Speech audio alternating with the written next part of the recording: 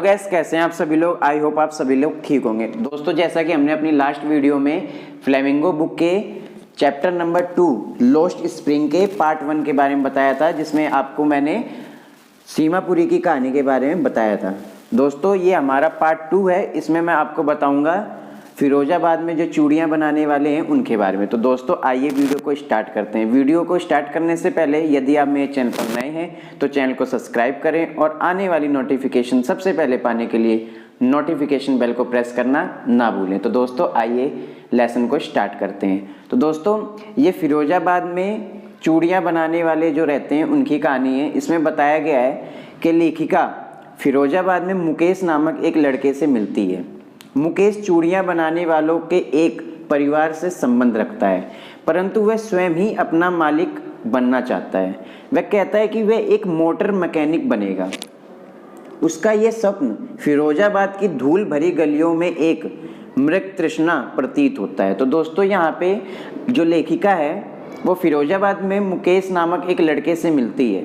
मुकेश एक चूड़ियाँ बनाने वाले परिवार से संबंध रखता है और वो स्वयं का ही मालिक बनना चाहता है। उसका सपना है कि वह एक मोटर मैकेनिक बनेगा और उसका यह सपना धूल भरी गलियों में से प्रतीत होता है। ये नगर अपनी चूड़ियों को लेकर प्रसिद्ध है।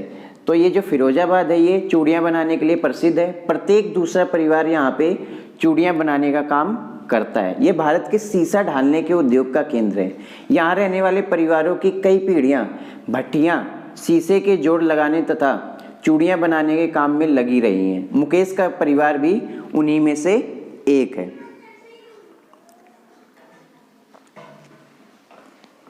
लगभग 20,000 बच्चे शीशे की भट्टियों में काम करते हैं। उनके माता पिता नहीं जानते कि बच्चों से ऊंचे तापमान में तथा अंधेरी कोठरियों में जहां हवा तथा प्रकाश का अभाव होता है काम करवाना गैर कानूनी है। बच्चे सारा दिन इन गर्म भट्टियों में काम करते रहते हैं और अक्सर वे अपनी आंखों की चमक खो बैठते हैं। मुकेश प्रसन्नता सहित लेखिका को अपने उस घर में ले चलने की पेशकश करता है जिसे वह गर्व से कहता है फिर से बनाया जा रहा है। वे उन बदबू मारती गलियों में से गुजरते हैं जो कूड़े करकट से भरी हुई है। वे उन घरों के पास से गुजरते हैं जिनकी दीवारें टूट फूट रही हैं। मुकेश इसी प्रकार के एक घर के दरवाजे पर रुकता है और धक्का देकर इसे खोलता है। यह एक आधी बनी एक झोपड़ी है। इसके एक हिस्से में लकड़ी जलाने वाला एक चूल्हा है। एक कमजोर सी युवा स्त्री पूरे परिवार के लिए शाम का भोजन पकाती है। वह मुकेश के बड़े भाई की पत्नी है। जब मुकेश का पिता अंदर आता है तो वह अपने घूंघट को चेहरे के और नज़दीक ले जाती है। यह वृद्ध एक चूड़ियाँ बनाने वाला है। लंबे वर्षों के कड़े परिश्रम के बावजूद वह बूढ़ा आदमी अपने 2 पुत्रों को स्कूल भेजने में असफल रहा है। वह केवल इतना ही करने में समर्थ रहा है कि उन्हें चूड़ियाँ बनाने की कला सिखा दे। वह स्वयं चूड़ियों को पॉलिश करते समय उड़ने वाली धूल के कारण अंधा हो चुका है। यह उसका कर्म है, उसका भाग्य है, मुकेश की दादी कहती है। तो दोस्तों यहाँ पे लगभग सभी परिवार यही काम करते हैं और उनके परिवार में जो रहने वाले बच्चे हैं वो भी यही काम करते हैं। और इसमें ये भी बताया गया है कि इसकी वजह से जो इनका परिवार है सिर्फ इसी काम में लगा हुआ है। पीढ़ियों से इनका काम सिर्फ चूड़ियाँ बनाने का ही रहा है। इनके परिवार में इनके बच्चे और इस जो भी इनमें महिलाएं हैं वो भी यही काम करती हैं। इसके बाद ये इनका कर्म है, इनका भाग्य है कि नहीं ये काम करना पड़ता है, ऐसा मुकेश की दादी कहती हैं। चूड़ियाँ बनाने वालों की जाति में जन्म लेकर उन्होंने अपने सारे जीवन में चूड़ियों के अतिरिक्त और कुछ भी नहीं देखा। घर में, आंगन में, हर दूसरे घर में, हर दूसरे आंगन में, फिरोजाबाद की हर गली में सिर्फ चूड़ियाँ बनाने वाले ही रहते हैं। अंधेरी झोपड़ियों में लड़के और लड़कियां अपने पिताओं और माताओं के साथ बैठे होते हैं। तेल से जलने वाले दीपकों की लौ में वे रंगीन शीशे के टुकड़ों को जोड़कर चूड़ियों के गोले बनाते रहते हैं। उनकी आंखें बाहर के प्रकाश की अपेक्षा अंधेरे की ज़्यादा अभ्यस्त हो चुकी हैं। इस प्रकार वे युवा होने से पहले ही अपनी आँखों की रोशनी खो बैठते हैं। एक अन्य झोपड़ी में लेखिका सविता नामक एक युवा लड़की को देखती है। वह एक फीकी गुलाबी रंग की पोशाक पहने हुए एक बुजुर्ग स्त्री उसके बगल में बैठी होती है।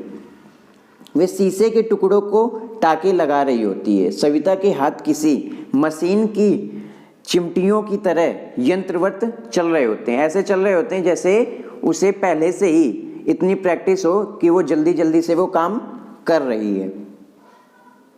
इस समय वह मुश्किल से ही जानती है कि वे चूड़ियाँ जो वह बना रही है एक भारतीय स्त्री के सुहाग का प्रतीक है। उसकी बगल में बैठी हुई वृद्धा स्त्री कई वर्ष पहले सुहागन बनी थी और आज भी उसकी कलाइयों में चूड़ियाँ हैं, किंतु उसकी आंखों में कोई भी चमक नहीं है।